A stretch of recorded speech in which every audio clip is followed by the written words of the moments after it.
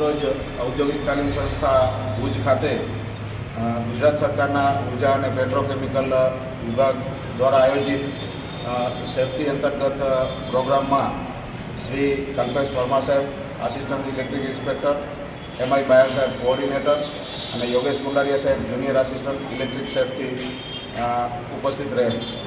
એમના દ્વારા ITIમાં ઇલેક્ટ્રિક ગ્રુપના ઇલેક્ટ્રિશિયન અને વાયરમેન ટ્રેડના તાલીમાર્થીઓને સેફ્ટી અંતર્ગત બહોળું જ્ઞાન આપવામાં આવેલું તથા પ્રોજેક્ટરના માધ્યમથી ઇલેક્ટ્રિશિયન અને વાયરમેન પાસ થયા પછી લાયસન્સની બોર્ડ ગાંધીનગર દ્વારા મેળવવા માટે લાયસન્સની ઓનલાઈન સરળ પ્રક્રિયાનું સમજૂતી બહુ સરસ રીતે આપવામાં આવેલ.